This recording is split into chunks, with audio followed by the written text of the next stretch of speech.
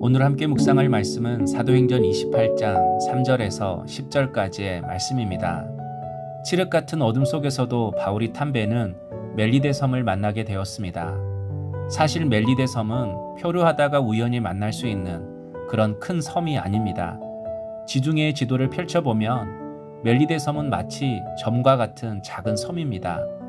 길이는 29km, 너비는 15km밖에 되지 않는 작은 섬입니다. 그런데 광풍 때문에 그레데 섬에서 800km나 정처 없이 표류하며 떠밀려 왔음에도 로마로 가는 길목에 있는 작은 섬에 하나님께서 정확히 꽂아주신 것입니다. 뿐만 아니라 피로와 추위에 떨고 있는 사람들을 섬 원주민들이 따뜻하게 환대해 주었습니다. 모든 것이 하나님의 은혜였고 하나님의 인도하심이었습니다. 그런데 3절, 바울이 나무 한 묶음을 거두어 불에 넣으니 뜨거움으로 말미암아 독사가 나와 그 손을 물고 있는지라.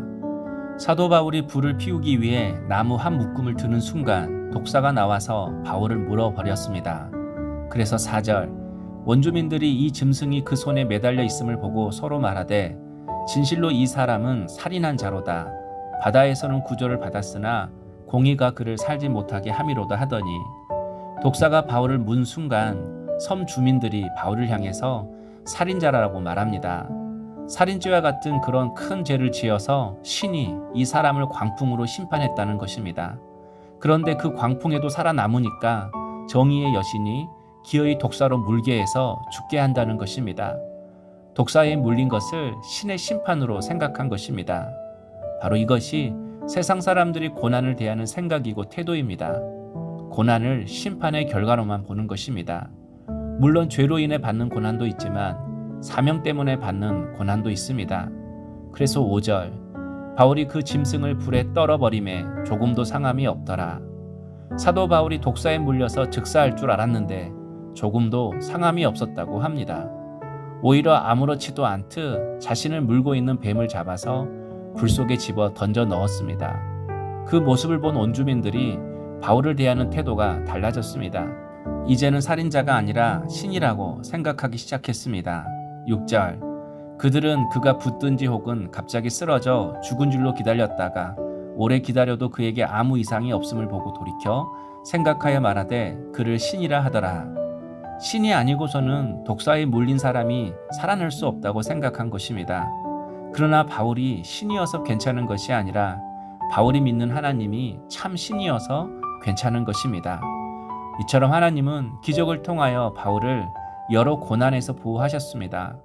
광풍 속에서도 멜리데 섬을 만나게 하셨습니다. 독사에 물려도 살아나게 하셨습니다. 그런데 여기서 한 가지 질문이 생깁니다. 이렇게 기적을 베푸시는 하나님이시라면 애초에 풍랑을 만나지 않게 하시고 독사에도 물리지 않게 하는 것이 훨씬 좋지 않냐 하는 것입니다. 아예 고난을 주시지 않으면 되는데 왜 고난도 주시고 기적도 주시는 이유가 무엇이냐 하는 것입니다. 고난도 주시고 기적도 주시는 그 일들을 통해 하나님이 이루고자 하시는 뜻이 있기 때문에 그렇습니다. 바울을 예수의 증인으로 세우시기 위함입니다.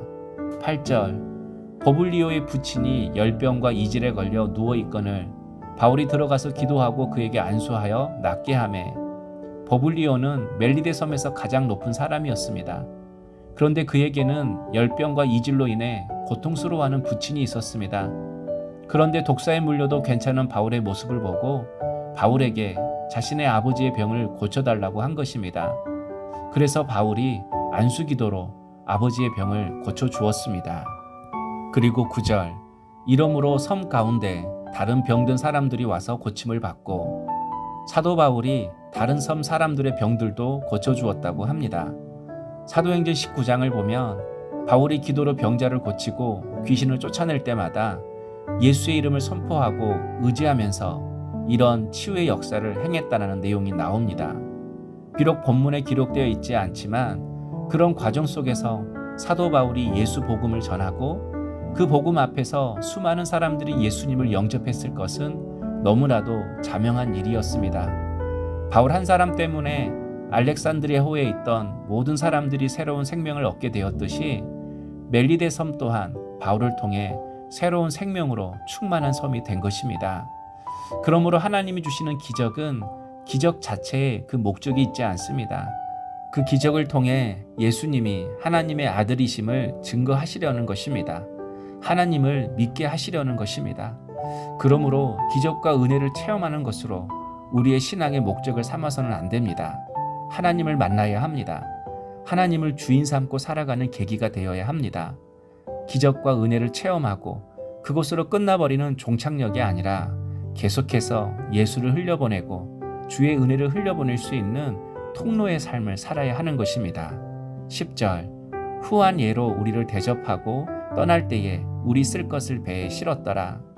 바울로 인해 알렉산드레호에 탔던 모든 사람들이 후한 대접을 받았습니다. 그리고 로마까지 갈 수 있도록 필요한 것들을 채움받았습니다. 이처럼 언제나 하나님의 인도하심이 가장 좋습니다. 주의 길을 걸어갈 때에 뜻밖의 공급하심이 있습니다. 그래서 사명의 길도 복된 길입니다. 복된 삶입니다. 우리는 세상과 경쟁해서 무엇을 얻는 사람이 아닙니다. 하나님이 주시는 은혜와 복으로 살아가는 사람입니다. 그래서 믿음의 방식으로 살아가는 것입니다. 주만 의지하며 살아가는 것입니다. 오늘도 주님이 주시는 은혜로 채우고 또 그 은혜를 흘려보내는 복의 통로의 삶을 사시는 우리 물된 동산의 모든 성도님 될 수 있기를 주의 이름으로 축원합니다. 적용 질문입니다. 최근 독사에 물린 것 같은 고난을 겪은 적이 있으십니까? 그 사건을 믿음으로 잘 해결해 가고 있습니까? 기도하겠습니다. 주님, 독사에 물린 것 같은 고난 속에서도 주님을 의지하며 마음의 상처와 아픔과 원망과 불평들을 다 성령의 불에 털어버리게 하옵소서. 말씀대로 적용해가며 살아가는 성도를 어떤 권세도 해할 수 없다는 것을 믿고 담대하게 주를 의지하며 살게 하옵소서. 예수님 이름으로 기도하옵나이다. 아멘.